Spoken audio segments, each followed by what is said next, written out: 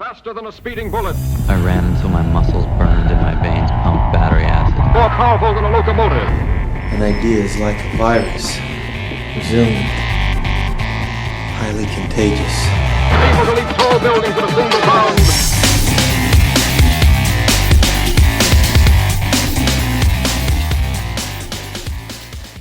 Hello, ladies and gentlemen, and welcome to the Betterhumanology podcast. My name is Jerred Moon, and with me is Talon Schwam. What's up, Talon? Hey, everybody. And our podcast, the Betterhumanology podcast, is all about making you a better human.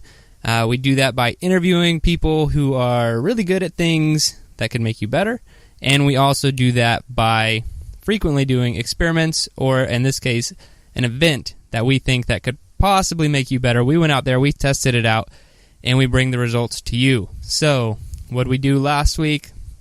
We drove up to Witchita Falls, Texas for the Hotter Than Hell 100, which is a single-day 100-mile bike race in a very hot Texas heat. And we did it completely untrained just to test our mental toughness and to see if we would become better humans at the end of it. And we are alive and have made it.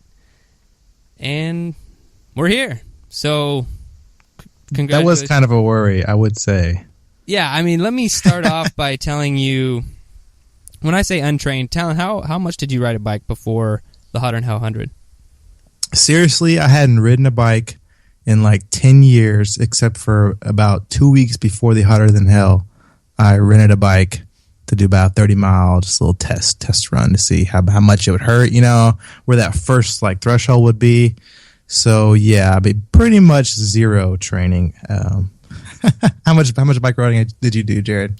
Not too much. I did a few, I'd say 5 or less 1 hour rides about a month or two out. Right, 1 hour. Yeah, that's not coming close to that 100-mile threshold. No, and I have a little booklet that they gave us. This thing is hilarious. And it says the day or night before the Hotter Than Hell, riders should take inventory of their summer training and preparedness to ride the Hotter Than Hell. So their question, what have you done over the past 8 to 12 weeks? If you've ridden a total of 100 miles a week, you are probably ready for the 50-mile or 100K routes. Okay. If your weekly totals are closer to 150 miles a week for the past month or longer, you're probably prepared to ride the 100-mile route. So they're saying for at least a month out, you should be putting in 150 miles a week to be prepared for this race. And we both put in about, on average, for a month, a mile. We probably didn't put, 100 miles in the past, I don't know, 5 years together, 10 years together. Yeah, so it was... It's pretty crazy. It was hot. It was long, and it was. It was cut short.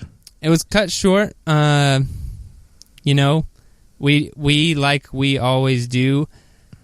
So Talon and I are not like, I'm a planner, but when it comes to some of the things that we do, like, we're not the best planners together, I guess. Like when we went out to Paleo FX, it was like real. You know, like, we just kind of go, like, I don't know. Yeah. We're just excited. We just get... It'll work out. Yeah. We'll figure it out once we get go there. with the flow kind of people. And that's very much what happened. We literally got the last hotel room in Wichita Falls, Texas, like, literally. And... a couple's cabin. We won't go into that. Yeah, it was nice. It was a nice little place. But we also didn't read any of the rules for the race, so... Talon, do you want to elaborate on one of the major rules that we neglected to view before starting the race? Right. So about 60 miles into the race, there's this point they call Hell's Gate, which if you don't make it, all the racers that don't make it to that point within a certain threshold, it was 12:30, I think, right? Yeah. They close it down so that the rest of the racers don't get to complete the 100-mile track. So, yeah, we found that out. What was that about? Mile 50-ish. Yeah. About midway through the race. And I'll tell you, the way I complete things like this, like when I did the No Train Marathon, it wasn't to do a No Train event to really just smash out an awesome time.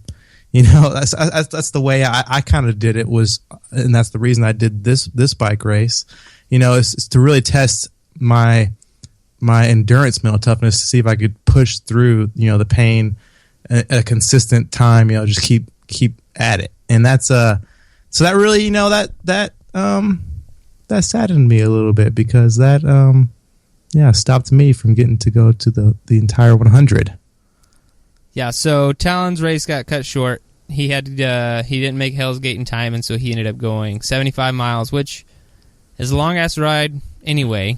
It is. Based off of your training, you shouldn't even have been riding the 50-mile, apparently. That is correct. Yeah, you know, it's tough because you finish 75 miles and like you still go through the same finish line with everybody else, and you think, oh, you know, 75 miles, and you're still really tired, right? But I didn't go there for 75 miles. So, I mean, it's crazy to feel, you know, yeah, it's probably the most anybody, maybe in my entire family history, as my dad was telling me, longer than anybody's ever ridden on a bike. But to still feel, you know, I left something out on the field. And I left my man behind and raced ahead and nearly died. But I did make Hell's Gate, and my reward was 40 extra miles. And for betterhumanology. For betterhumanology, we did get the betterhumanology flag to go the full 100, which I was excited about. But I think you mentioned kind of in there the real why behind the race, what you were doing, why you were doing it.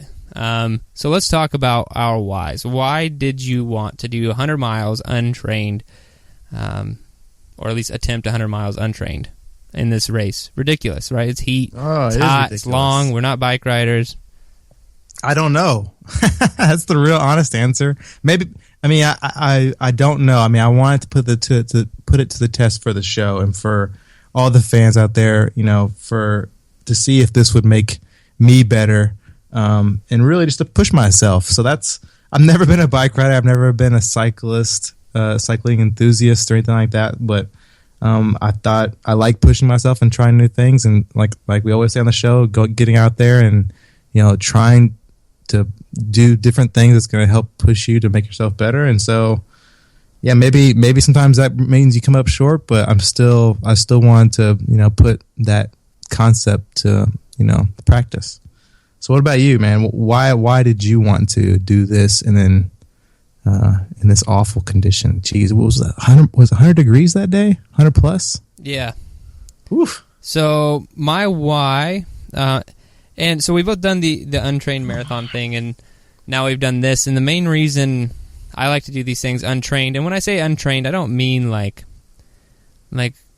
we're not overweight dudes walking around, you know, like never, you know, ran or lifted a weight or anything like that. That's not what I mean by untrained. If for anyone who doesn't know us not out there, specifically, yeah, like we work out, so we are trained human beings, but we're not trained for this event. But the reason I like to do this kind of stuff is because I feel like the only true way to actually get to know yourself, get to know who you are on a very deep level, is to push yourself and push yourself way, way outside your comfort zone.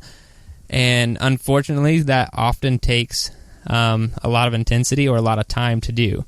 And so I think a race like this, doing it untrained, gets me out of my comfort zone almost immediately. And then after that, my body just has to constantly adjust and try and find a new normal until eventually it can't.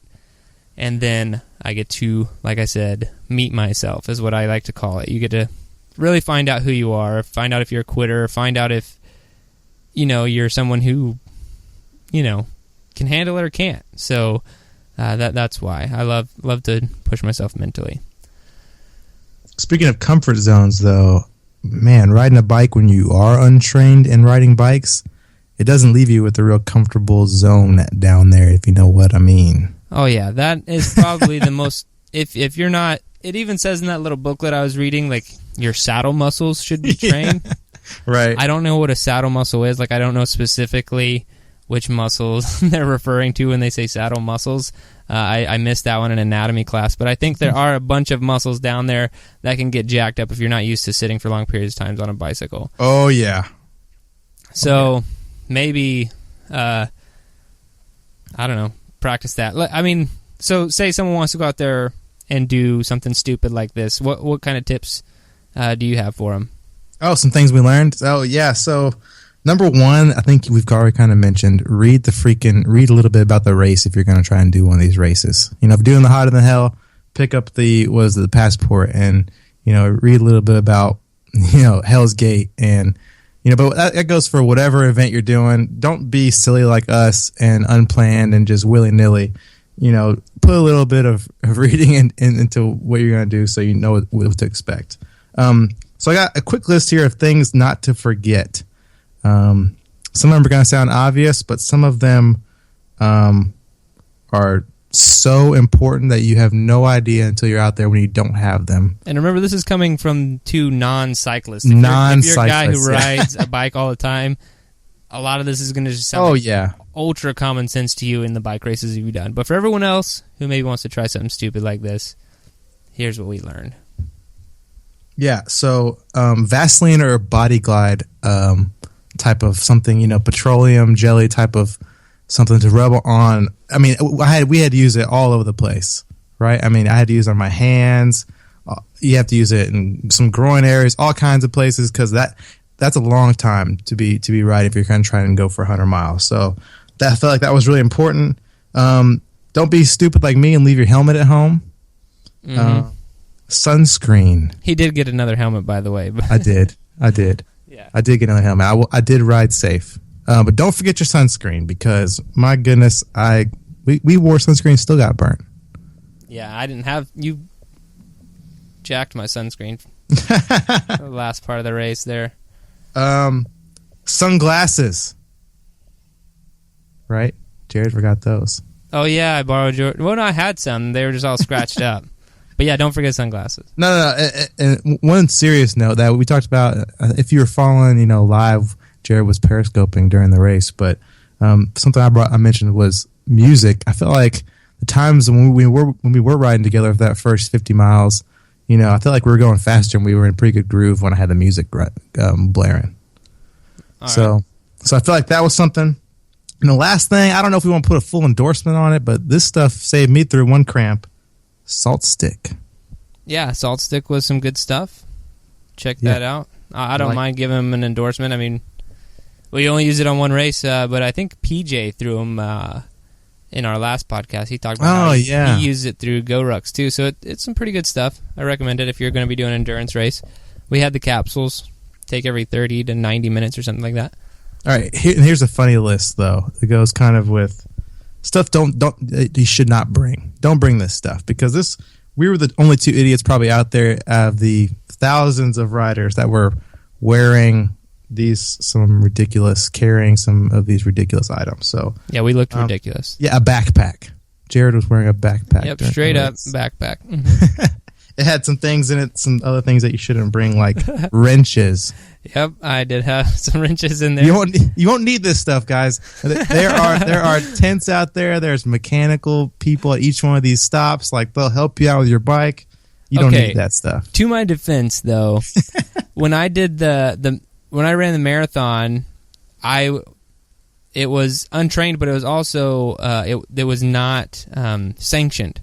Right, no event. Yeah, like I just did it. I just did it. So like I had to bring all this stuff with a bunch of other guys who were doing it with me or trying to do it with me, and you know, so I was like coming prepared. That's the same mentality I brought here, almost as if they wouldn't have had a checkpoint between mile 1 and mile 100. I was like prepared for it all, and I almost brought a 5-pound bag of food.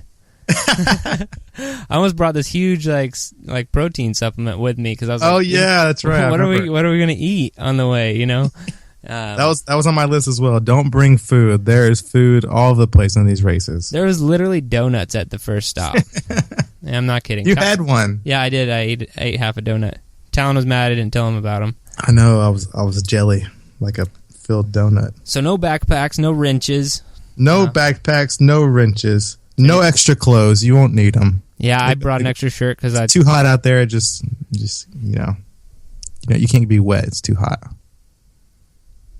Is that everything? Nope. One last thing. So if you want to be a cool kid, don't bring kickstands. Oh yeah, like me and Jared, because nobody Nobody at these races has kickstands. Yeah, and I just kept saying out loud over and over towards the beginning of the race, look at all these idiots who don't have kickstands. Yeah. And I kept getting funny looks. But I know from my uncle, he rides bikes, I don't want to say competitively, but like seriously. And some other people in my family do. So I understand the high-performance bikes and no kickstands and super light and all this other stuff. I get it. But Right. Yeah, you want to save on the weight, right? Speaking of weight, or were you going to get to that? Things you shouldn't do in a bike race.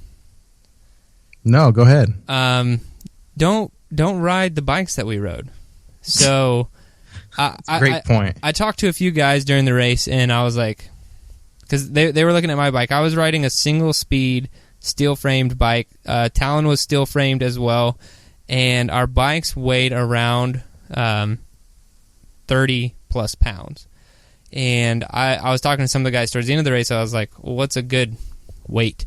And some of these dudes' bikes were only about 15 pounds. Wow. And made of carbon fiber, specialized and all this other stuff. So we were riding around in bikes that were twice the weight of these like high performance bikes. And yeah, I literally only had one gear, which was like horrible because we'd be going up a hill and I would see like grandma, grandpa, a kid half my age and a dude 2 times my weight passing me on the uphill because I just couldn't take it, and right. So yeah, maybe Lance Armstrong wrote a book. The bike, it's not about the bike. 100% disagree. It's all about the bike. He's only saying that because he's had a bike. Actually, I've never read the book, so I'm sure that there's a deeper meaning. But he's a cheap guy.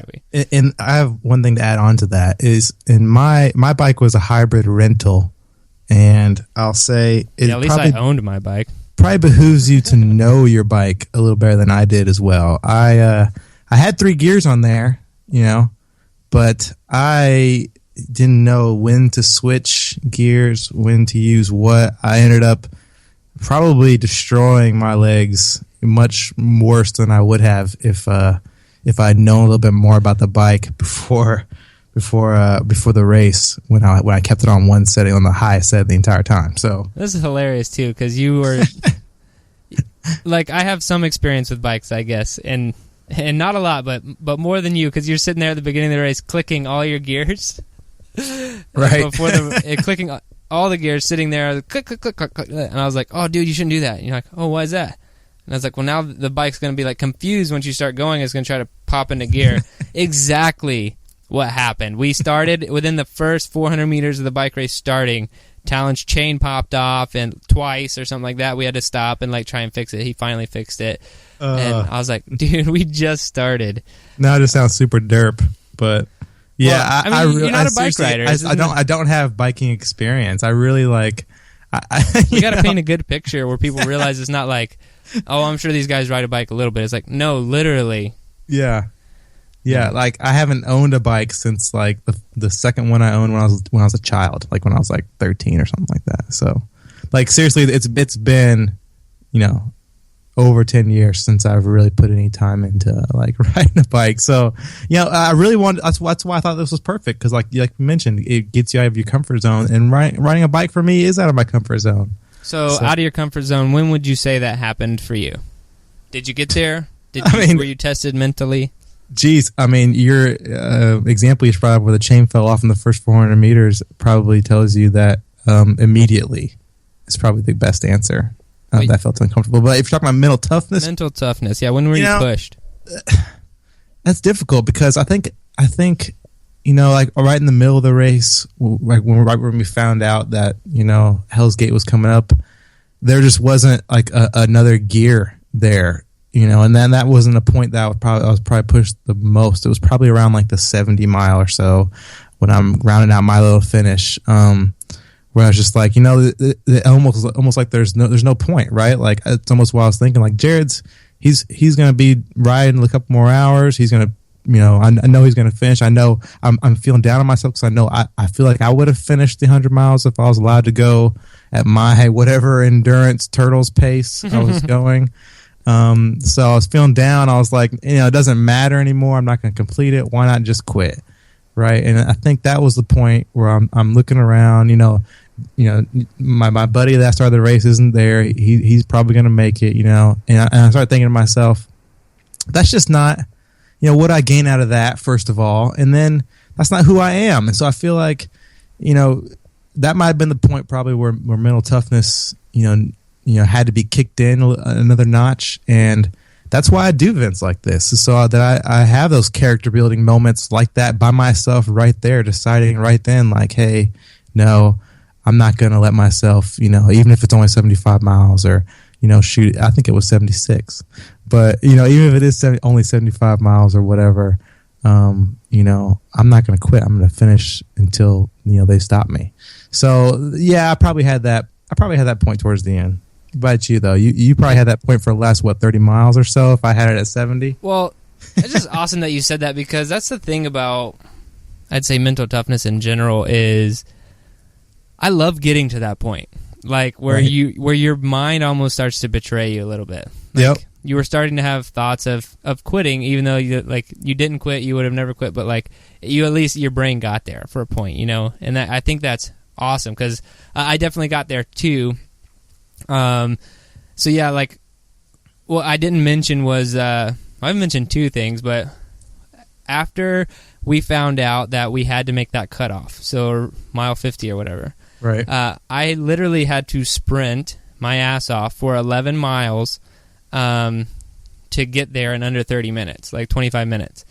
And like that was such a stupid thing to do. That's like double the speed we were going. Yeah. And it says in the book specifically, like, no matter how much you want to, do not race or sprint towards Hell's Gate to try and make it, because, like, it's a really dumb thing to do. And, like, to put it in perspective, if you're doing a marathon race and at mile 14 you were like, hey, I'm going to see if I can do a 6-minute mile right now. Just, like, out of nowhere, like, right. There's no reason to do it. And that, like, that tanked me. Because I got to Hell's Gate, I was like excited, yay, but then I was dead. And so 50 to and there's a checkpoint at 60, and then you make it to past Hell's Gate, and then there's Hell's Gate's at 61. So I had to go a mile past the checkpoint, and then the next checkpoint stop wasn't until 70. So I didn't really stop at 50, like I did for like 1 second. But right. So 40 to 70. I didn't have a checkpoint with a break or anything like that. And 70 is where I hopped off my bike. I was like, shit, Talon has my sunscreen. I'm probably going to get fried. Like, let me go try and get some sunscreen. I took my glove off my hand, asked the person in the medical tent, I was like, hey, you guys have any sunscreen? They slammed down a bottle of spray sunscreen. I was like, oh, great. And my hand just, like, hits it. And I was like, shit. Like a thud? Like, yeah, like just dunk. And I was like, oh, crap. And then I kind of get some weird looks from the medical people. And I was like, shit. And I like immediately knew, I was like, I don't have control of my left hand right now. I don't want them to know that, because I don't want them to tell me like I can't keep going or something like that. And so I took the bottle and sprayed myself elsewhere and brought it back or whatever. But yeah, I completely lost... For betterhumanology! Completely lost use of my left hand at mile 70 during the race, or at least I realized at mile 70. And as recording this podcast, I still haven't gained full functionality of my hand. Wow. And so that was kind of like getting me down, but I was kind of the point where I was like, well, shit, you got 30 miles, you can't do anything else anyway. Like, just finish the race. I'm sure your hand will come back to normal at some point. And then it was mile 84, so about 14 miles after that, where, like, I just kind of, I don't want to say broke down. I wasn't, like, crying or, like, on the side of the road or anything, but, like, my mind finally turned against me and was like, dude, your hand's not here. Like, my Emily and William were waiting for me at the finish line, and I called them, and I was like, while I was riding my bike, and I was like, you guys can probably just go home, because I have no idea when I'm going to finish this race. Like I was so overheated, my legs didn't want to move anymore, and my hand was like, I couldn't even grip the bike anymore, and I was just like, yeah, no need to wait on me, like, whatever. And then right.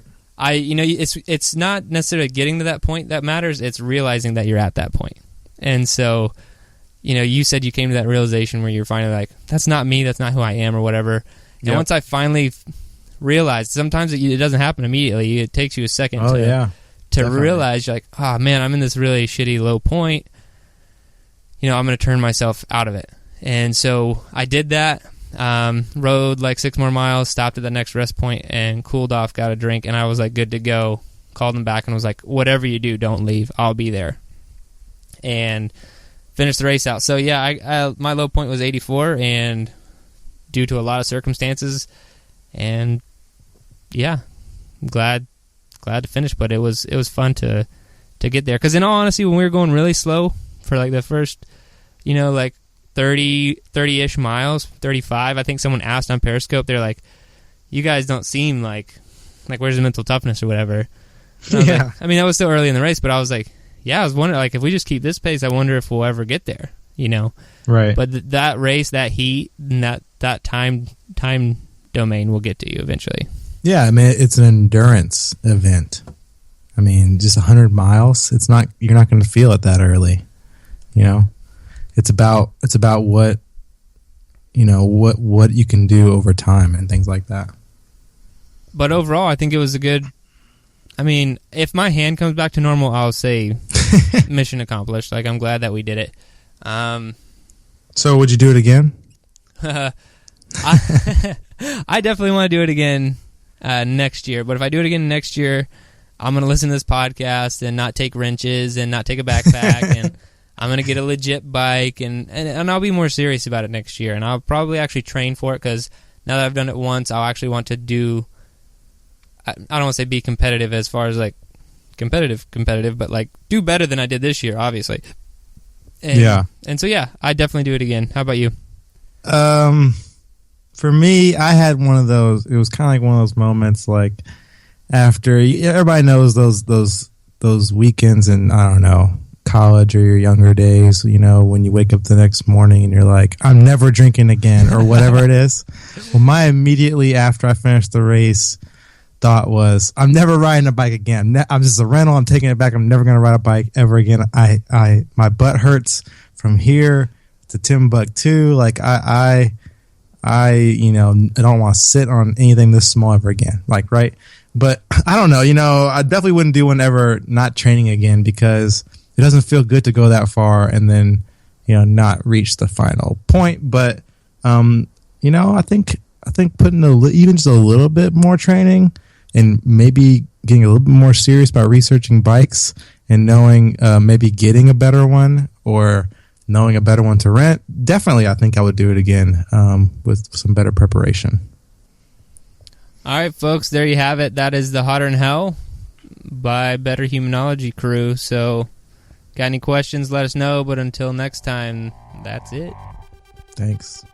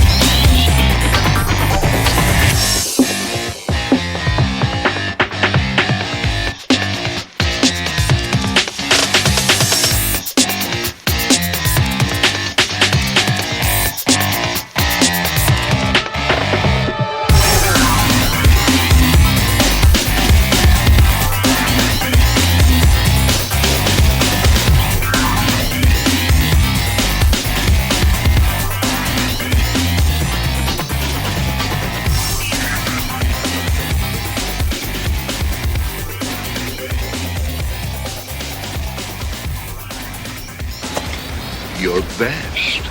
Losers always whine about their best.